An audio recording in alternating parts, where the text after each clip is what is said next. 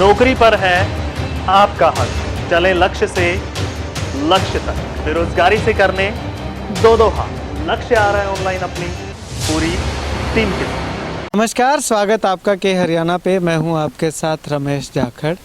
इस वक्त मैं मौजूद हूं बालासर गांव में और मेरे पीछे जो आप मकान देख रहे हैं, ये मकान अभी पीछे जो बारिश हुई थी, बहुत तेज़ बारिश हुई थी, उस बारिश के कारण 3 सितंबर को जो बारिश हुई थी, उस बारिश के कारण गांव के अंदर, बालासर गांव की बात करें तो 3 ऐसे मकान हैं जो क्षतिग्रस्त हो गए।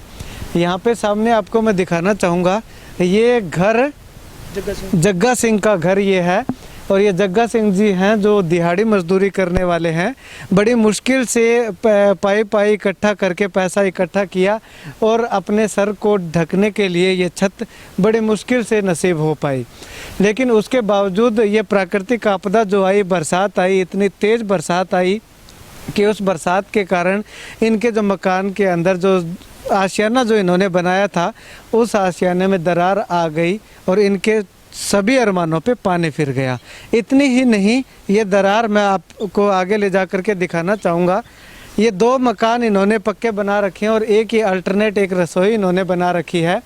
तो इस रसोई में भी मैं आपको दिखाऊं तो पूरी यहाँ ये देखिए, यहाँ पे भी ये दरार आई हुई है और इसके साथ साथ इधर भी ये दरार आई हुई है और यहाँ पे भी ये दरार आपको साफ दिखाई दे रही है। चलिए अब मैं मकान के अंदर की तस्वीरें आपको थोड़ी दिखाना चाहूँगा कि मकान के अंदर के क्या कुछ हालात हैं। सबसे पहले तो ये देख लीजिए, ये जो गेट का जो लेंटर लगा होता है, इसमें भी सरिया भी दिखाई दे रहा है और यहाँ पे फर्श है। ये फर्श देखिए, इसमें एक उंगली पूरी चली जाती है, इतनी ज़्यादा दरार यहाँ पे हमें दिखाई दे रही है। और इसके अलावा इनके कमरे के अंदर और तस्वीर मैं आपको दिखाऊं तो इधर आप ये देख सकते हैं, एक यहाँ पे ये दरार आई हुई है और एक दरार जो है वो सामने ये आई हुई है।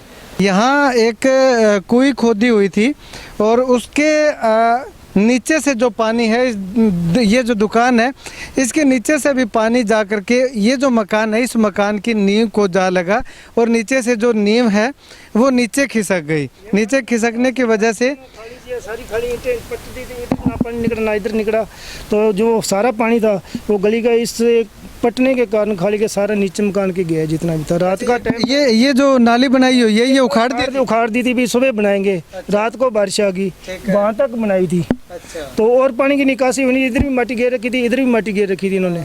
तो जितना पानी था, रात का टाइम था, रात ने कोई संभाला नहीं। तो जितना पानी था वो सारा नीचे से रास्ता बना के पट्टी हुई जगह सारा नीचे मकान के अंदर गया है, जिस कारण वो नींव बैठने के कारण वो सारा ही मतलब मान लो पाट गया।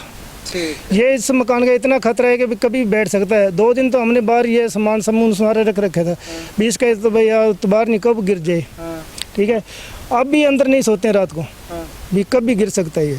ठीक है, तो ऐसे में पंचायत का काम चल रहा था, पंचायत का काम पूरा नहीं हुआ था। इसके कारण जो है इनकी जो नींव है, उस नींव के अंदर पानी गया है। पानी जाने के बाद नीचे से ज़मीन जो है वो मिट्टी कटा हुआ है और इनका जो मकान है वो नीचे बैठ गया। बैठने के कारण जो इनके मकान में मैंने आपको दिखाया कि किस प्रकार से कितना नुकसान इनके मकान को हुआ है। एक मकान और इस बालासर गाँव के अंदर ये है।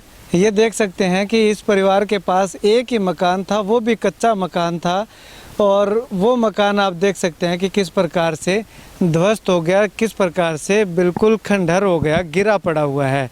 छत की अगर बात करूं तो छत भी नहीं है और दीवार की अगर बात करूं तो पीछे की जो दीवार है वो भी गिर चुकी है। तो ऐसे में काफ़ी नुकसान इन लोगों को यहाँ पे बालासर गांव के अंदर 2 परिवारों को जो है वो हुआ है। चलिए अभी इनसे बातचीत करते हैं। भाई साहब हमारे साथ मौजूद हैं। भाई साहब क्या काम करते हो आप? दिहाड़ी मजदूरी करते हैं जी। दिहाड़ी मजदूरी करते हो? हाँ जी। अच्छा, तो ये मकान कब गिरा था आपका? ये बरसात वाले दिन 3 तारीख को रात को। 3 तारीख को रात को गिरा था? रात को। तो आप वो देख गार्डर लग गया, यहाँ पर गार्डर भी लग गया। अच्छा, आपके चोट भी लगी? हाँ। अच्छा, आप इसके अंदर ही थे? हाँ, अंदर ही था। अच्छा, और किसी को तो चोट नहीं लगी? नहीं, और किसी को, बच्चे को बचा लिया था। अच्छा। हाँ। कितने लोग थे अंदर इसके? 4 ही लोग थे। 4 लोग हाँ। थे।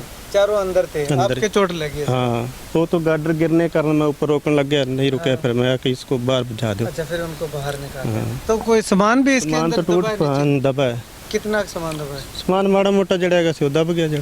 अच्छा, ठीक है। तो आपने सरपंच को बताया आपके नुकसान को? हाँ, 2-3 बार गया, एक्शन ही नहीं लिया उन्होंने। अच्छा, और प्रशासन को शिकायत कोई? फोन 2-3 बार करे से वो आए नहीं थे। अच्छा, आए नहीं। चलिए, से नुकसान इनका यहाँ पे हुआ है। पूरा जो एक ही मकान था, सर छुपाने के लिए छत जो है वो एक ही मकान की थी, वो भी छत इनसे जो है वो दगा कर गई और वो मकान जो है इनका गिर गया। अब ऐसे में नुकसान इनको हुआ है, बड़ी मुश्किल से गरीब आदमी जो है वो अपने परिवार के लिए एक आशियाना बनाता है, लेकिन इन्होंने तो इतना बढ़िया आशियाना भी नहीं बना रखा था। बेचारे टाइम अपना समय व्यतीत कर रहे थे कच्चे मकान में। अगर बात करें तो आजकल इंदिरा गांधी आवास योजना के तहत जो मकान मिलते हैं वो मकान भी इनको नहीं मिला हुआ था। कच्चे मकान के अंदर, एक ही मकान के अंदर अपना गुजर बसर कर रहे थे, लेकिन वो मकान भी इनका बिल्कुल गिर चुका है। ऐसे में इनका सामान आप देख सकते हैं, कुछ सामान जो है वो दूसरे लोगों के घरों में पड़ा हुआ है, कुछ सामान जो यहाँ बाहर खुले में रख रखा है इन्होंने, जैसे तैसे करके अपना समय व्यतीत कर रहे हैं। अगर कोई प्रशासन के अधिकारी जो है ये वीडियो देख रहे हो, डीसी साहब से भी एक गुजारिश करूँगा कि इस तरह के परिवारों को, इस तरह के लोगों को जितना हो सके उतनी सहायता दी जानी चाहिए, जिससे कि ये भी अपने बच्चों का पालन पोषण जो अच्छे से कर सकें।